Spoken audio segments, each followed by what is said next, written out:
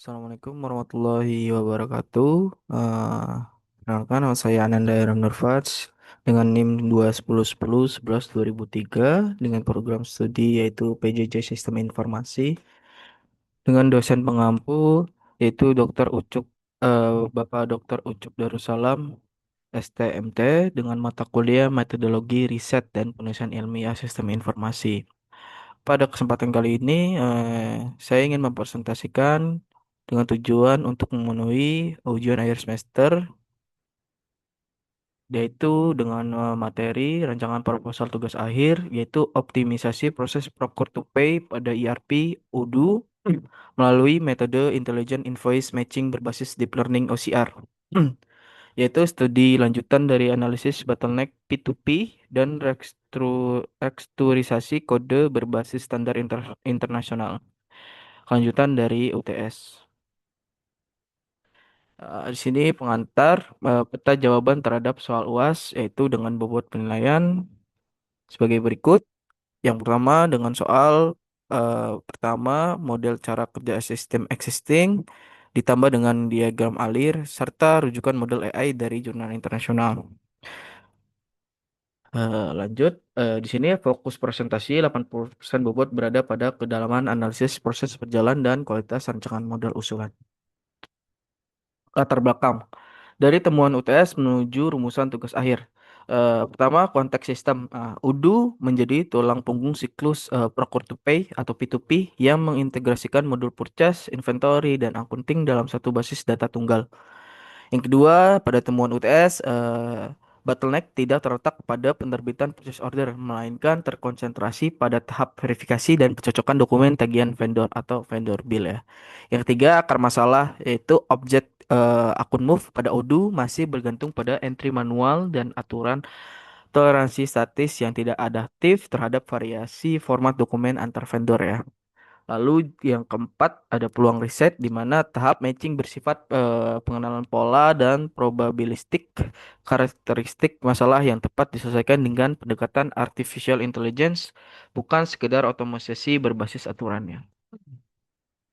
Nah, pertama model sistem existing diagram alir proses procure to pay pada Odoo ya as is. Fase pertama pengadaan yaitu dimulai dengan purchase requisition dilanjutkan dengan request for quotation, persetujuan PO berjenjang melalui approval, PO confirm dikirim ke vendor. Lalu pada fase kedua, pada penerimaan, dilakukannya good receipt atau GRN ya. Pada mode stock picking, itu dilanjutkan dengan pembaruan stok dan jurnal persediaan. Pada fase ketiga, dilakukannya fase pembayaran. Vendor bill diterima berupa PDF, email, atau kertas. Dilakukan entry manual dan three-way matching. Dilanjutkan persetujuan pembayaran, payment, dan rekonsiliasi bank ya. Session loop-nya di sini yaitu selisih kuantitas harga atau pajak dikembalikan ke buyer vendor melalui email di luar sistem tanpa jejak audit terstruktur. Nah, titik kritisnya itu fase ketiga adalah salah satunya satu-satunya fase yang menerima dokumen tidak terstruktur dari pihak eksternal, sekaligus fase intervensi manual terbanyak. Hmm. Pemetaan terhadap objek teknis Odoo di sini tahap prosesnya yaitu pertama permintaan pembelian dilakukan pada objek atau modul Odoo yaitu purchase requisition. Masukan adalah kebutuhan departemen. Keluarannya yaitu dokumen PR. Sifatnya semi otomatis. Yang kedua, permintaan penawaran melalui purchase order atau draft PO. Masukannya yaitu PR tervalidasi, keluarannya yaitu RFI vendor. Sifatnya otomatis. Lalu ada persetujuan PO dilakukan pada modul approval rules dengan masukan RFQ dan quotation atau kuotasi ya. Yang keluarannya itu PO terkonfirmasi. Sifatnya manual. Lalu ada penerimaan barang dilakukan pada objek stock picking. Masukannya itu PO plus surat jalan, di mana keluarannya itu GRN plus mutasi stok. Sifatnya semi otomatis. Yang keempat, yang kelima, penerimaan tagihan berupa attachment atau email dengan masukannya itu PDF atau scan atau kertas. Keluarannya itu lampiran mentah, sifatnya manual. Lalu ada tahapan entry dan three-way matching dilakukan pada akun Move. Pada objek akun Move, masukannya yaitu PO plus GRN atau GR plus juga invoice. Nah, itu keluarannya vendor bill tervalidasi. Sifatnya manual. Lalu penanganan exception yaitu dilakukan di luar sistem melalui email, masukannya yaitu selisih hasil matching. Keluarannya yaitu koreksi atau kredit nota atau sering disebut kredit note ya. Sifatnya yaitu manual. Lalu dilakukan pembayaran. Di sini objeknya pada akun payment, masukannya bill terapprove, keluarannya yaitu jurnal dan rekonsiliasi ya. Sifatnya semi otomatis. Observasinya 5 dari 8 tahap masih berstatus manual dan seluruhnya berada pada rangkaian penerimaan tagihan hingga penanganan exception ya. Otomasi yang tersedia di Odoo berhenti pada level pencatatan, bukan pada level pengembalian keputusan pencocokan dokumen. Dilanjut, empat titik sentuh manual pada tahap pencocokan yaitu pertama heterogenitas format dokumen di mana setiap vendor memiliki tata letak faktur, penamaan item, satuan dan skema pajak yang berbeda. Tidak ada representasi baku yang dapat langsung dibaca oleh sistem. Lalu yang kedua adalah entry ulang data secara manual. Operator mengetik ulang nomor faktur, tanggal, kuantitas, harga satuan, dan pajak dalam form vendor bill, sumber utama kesalahan ketik dan duplikasi. Yang ketiga, aturan toleransi yang statis. Ambang batas selisih ditetapkan sebagai konstanta tunggal untuk semua vendor dan semua kategori barang, sehingga menghasilkan exception palsu dalam jumlah besar. Yang keempat, exception ditangani ad hoc. Penyelesaian selisih dilakukan melalui percakapan email dan telepon di luar sistem Odoo, sehingga durasi penyelesaian tidak terukur dan tidak dapat diaudit. Nah, keempatnya bermuara pada satu konsekuensi, yaitu keputusan kecocokan bergantung pada penilaian manusia, sehingga throughput proses dibatasi oleh kapasitas tim, bukan oleh kapasitas sistem. Di sini ukuran kinerja sistem P2P yang digunakan eh, ada empat, yaitu indikator kinerja, definisi operasional, baseline as is, dan target usulan. Nah, pada indikator kinerja invoice cycle time, rentang waktu dari tagihan diterima hingga bill divalidasi, yaitu dari 12 sampai 15 hari, dengan target usulan itu bisa kurang dari 3 hari. Lalu ada strike through processing di mana porsi tagihan yang lolos tanpa sentuhan manusia sama sekali. Saat ini baseline-nya belum ada dengan target usulannya itu 65%. Yang ketiga ada first pass match rate di mana porsi tagihan yang cocok pada percobaan pencocokan pertama. Baseline as is itu sekitar 55% dengan target usulan 90%. Lalu ada exception rate, porsi tagihan yang memicu penagihan selisih manual. Baseline-nya yaitu 45% as is. Target usulannya itu kurang dari 12%. Biaya per faktur, total biaya, tenaga kerja, dan koreksi dibagi jumlah faktur. Baseline-nya itu sangat tinggi ya. Target usulannya itu turun kurang lebih 50%. Tingkat kesalahan entry, porsi bill yang harus dikoreksi setelah divalidasi, baseline-nya itu kurang lebih 6%. Target usulannya itu kurang dari 1%. Nah, lalu ada duplikat payment atau pembayaran ganda atas satu faktur yang sama. Baseline-nya SS-nya tidak terpantau. Nah, target usulannya itu dapat terdeteksi secara otomatis. Catatan, kolom baseline SS bersifat ilustratif untuk keperluan proposal. Pada pelaksanaan tugas akhir, angka ini wajib diganti dengan hasil ekstraksi log transaksi Odoo ya sebenarnya pada tabel akun Move dan mail message pada periode observasi yang ditetapkan. Nah, ketujuh indikator inilah yang menjadi dasar pengukuran keberhasilan model usulan pada bab hasil dan pembahasan. Bottleneck terkonfirmasi pada tahap three-way matching di mana distribusi waktu siklus P2P per tahap ya. Di sini ilustrasi baseline di mana 50% kurang lebih dari total siklus P2P tertahan pada satu tahap pencocokan tagihan.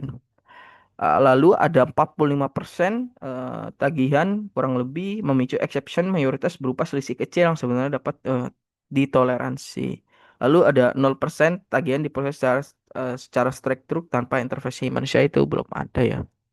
Kesimpulan analisisnya, perbaikan pada tahap lainnya hanya memberi dampak marginal. Sesuai teori of constraints, optimasi harus diarahkan pada constraint tunggal, yaitu pencocokan tagihan.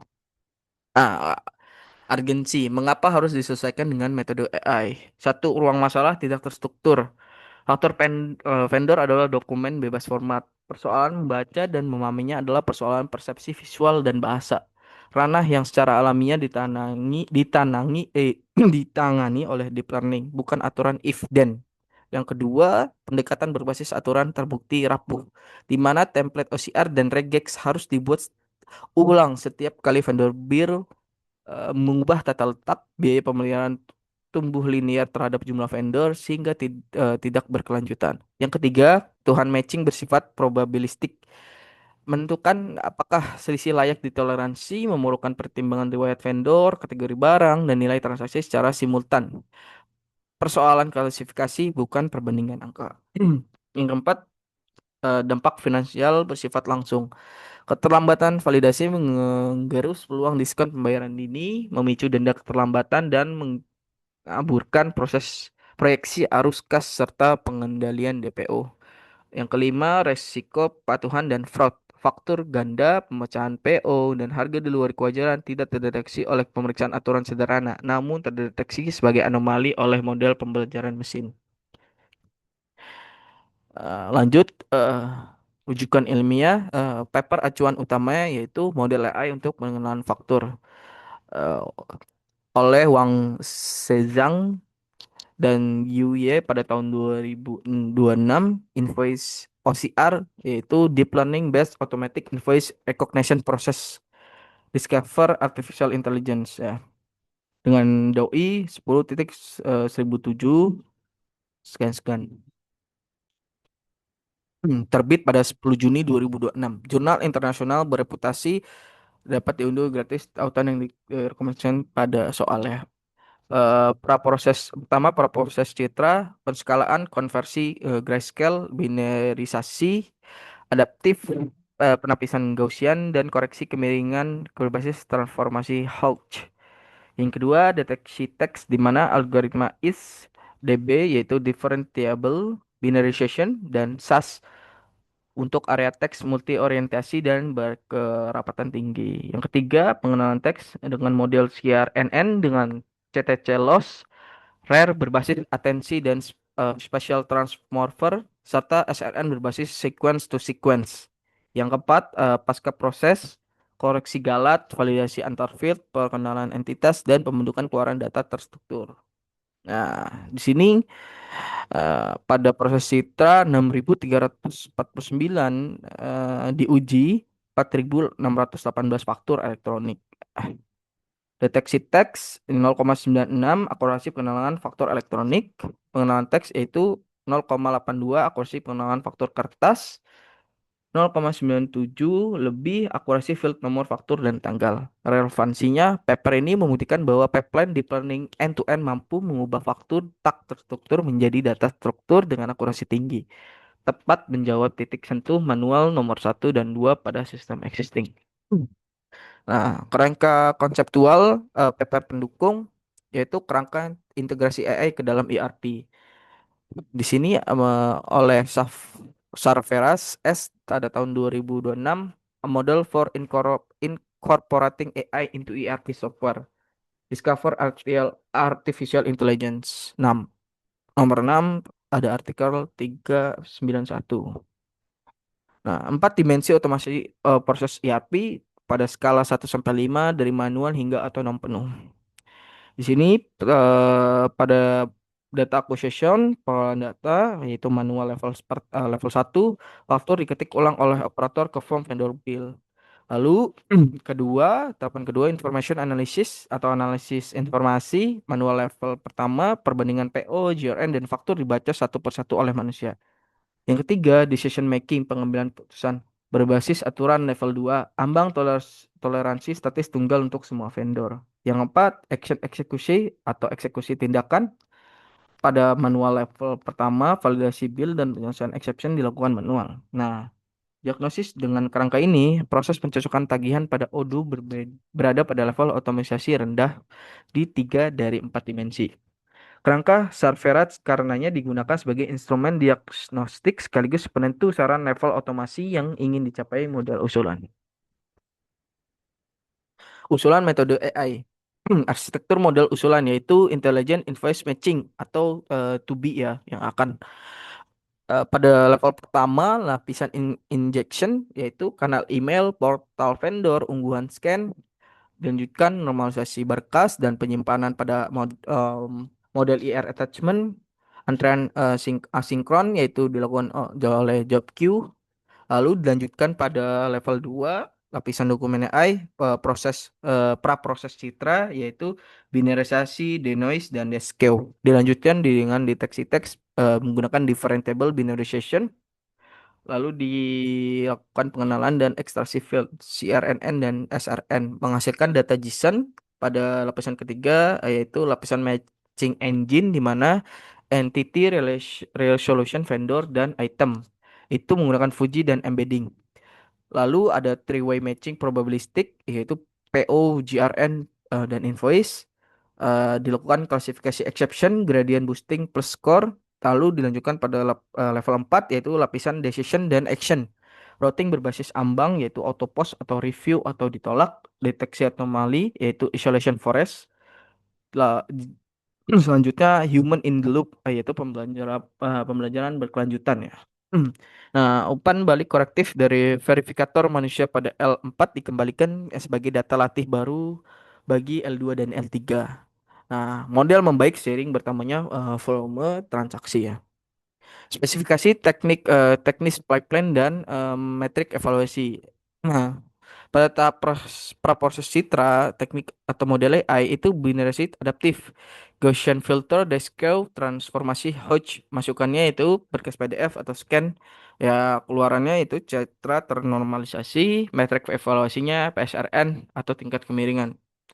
Tahap kedua, deteksi teks, differential binarization atau DB, masukannya itu citra ternormalisasi, keluarannya itu bounding box teks ya. Matriks evaluasinya precision, recall, IOU. Pengenalan yang ketiga, pengenalan teks yaitu CRNN plus CTC loss, SRN untuk teks sulit ya. Itu masukan keluaran dari yang kedua lalu menjadi masukan. Yang ketiga, bounding box text, keluarannya itu string per region ya. Dilakukan berlanjut hingga pada tahapan terakhir yaitu routing keputusan di mana aturan ambang atas skor keyakinan model. Masukannya ya skor keyakinan itu menjadi keluaran yaitu di auto post atau di review atau perlu ditolak ya. Metrik evaluasinya STP rate, false accept. Nah, strategi data.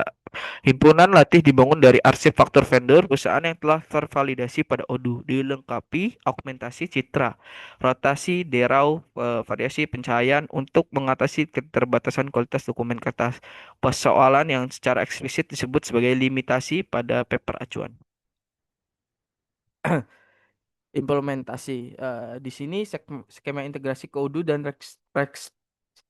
strukturisasi kodenya seperti apa. Nah, pertama dilakukan modul custom terpisah, yaitu dengan penamaan modul AI Invoice Match mewarisi atau inheritance oleh model akun move melalui inherit, menambahkan field AI confidence, AI match status, dan AI evidence tanpa modifikasi kode inti ODU. Lalu kedua, layanan AI sebagai microservice. Model inferensi dijalankan pada layanan fast API terpisah dan dipanggil melalui REST API. Pemisahan ini menjaga separation of concern dan mungkin model diperbarui tanpa redeploy API. Yang ketiga, pemrosesan asinkron, pemanggilan inferensi ditempatkan pada job queue agar tidak memblokir transaksi pengguna dan tetap stabil pada beban puncak akhir bulan. Yang keempat, kepatuhan standar internasional. Rancangan diarahkan pada karakteristik ISO atau IEC 25010 dengan maintainability, reliability, dan security sebagai acuan analisis rekstrukturisasi kode pada UTS sebelumnya. Yang kelima, jejak audit dan penjelasan. Setiap keputusan otomatis menyimpan bukti berupa field sumber, skor keyakinan, dan versi model, sehingga keputusan AI dapat diaudit dan dipertanggungjawabkan. Yang keenam, mitigasi risiko bertahap. Penerapan dilakukan dalam mode bayangan terlebih dahulu atau staging. Model memberi rekomendasi sementara keputusan akhir tetap di tangan verifikator hingga akurasi memenuhi ambang yang disepakati.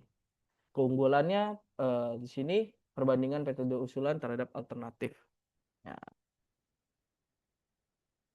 aspek pembandingnya manual atau as-is-nya seperti apa, lalu ada RPA atau template OCR-nya, usulan terhadap deep learning dan ML-nya seperti apa. Nah, aspek pembandingnya pada adaptasi tata letak baru, anualnya itu selalu bisa namun lambat. RPA, pada RPA atau template OCR-nya itu gagal, perlu template baru.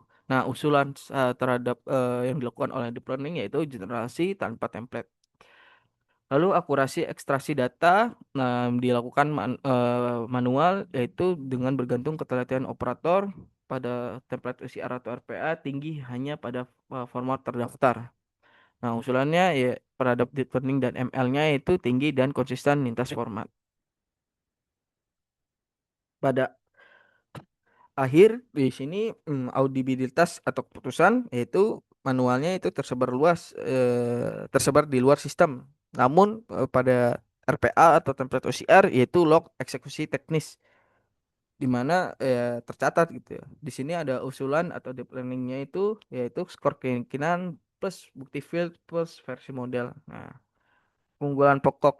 Nah, di sini metode usulan memindahkan pencocokan tagihan dari paradigma pencocokan aturan yang kaku menuju paradigma inferensi probabilistik yang adaptif sehingga sistem mampu menangani dokumen yang belum pernah dilihat sebelumnya. Nah, lalu dilanjutkan dengan justifikasi ilmiah di mana dukungan empiris dari jurnal bereputasi internasional. Nah, justifikasi pertama yaitu kelayakan teknis. 0,96 akurasi pengenalan pada faktur elektronik. Nah, pada di sini implikasinya yaitu target strike stroke processing sebesar 65% pada slide 7 bukan asumsi optimis, melainkan konsekuensi wajar dari tingkat akurasi yang telah terbukti secara empiris. Lalu empat dimensi otomasi yang menjadi sasaran peningkatan modusan. Menurut jurnal Serverets pada tahun 2006, yaitu implikasinya usulan tidak berhenti sebagai otomasi parsial pembacaan dokumen, tetapi mengangkat kematangan otomatisasi seluruh subproses pencocokan tagihan. Kedua paper berasal dari Discover Artificial Intelligence atau Nature, salah satu jurnal yang direkomendasikan pada soal, dan keduanya berstatus open access sehingga dapat diunduh secara bebas untuk keperluan penulisan tugas akhir. Rencana pelaksanaan yaitu metodologi penelitian dan jadwal tugas akhir. Ini hanya sebagai contoh. Bulan pertama yaitu pemahaman bisnis dan data, ekstraksi log kodu, penetapan baseline 7 indikator kinerja, wawancara tim pengadaan dan keuangan. Pada bulan kedua dapat persiapan data, bulan ketiga pemodelan L2, pada bulan keempat pemodelan L3 dan L4, bulan kelima integrasi dan pengujian, lalu pada bulan keenam yang terakhir yaitu evaluasi dan penulisan. Kerangka kerja desain science research untuk perancangan artefak dengan siklus pengembangan model mengikuti tahapan cari SPDM. Penutup yaitu kesimpulan proposal di mana yang pertama analisis proses berjalan menunjukkan bahwa bottleneck siklus Procure to Pay pada Odoo terkonsentrasi pada tahap pencocokan tiga arah atau three-way matching antara purchase order, good receipt dan faktur vendor. Yang kedua, permasalahan tersebut terukur melalui 7 indikator kinerja dengan tahap pencocokan menyerap porsi terbesar waktu siklus dan seluruh tagihan masih memerlukan intervensi manusia. Yang ketiga, model usulan berupa arsitektur 4 lapis intelligent invoice matching yang memadukan deep learning OCR untuk ekstraksi dokumen dengan machine learning untuk klasifikasi exception dan deteksi anomali. Yang keempat, kelayakan usulan didukung bukti empiris dari dua artikel open access pada Discover Artificial Intelligence Springs Nature baik dari sisi akurasi teknis maupun kerangka kematangan otomatisasi NLP. Mungkin ini saja yang dapat saya sampaikan. Kurang lebihnya mohon maaf. Assalamualaikum warahmatullahi wabarakatuh.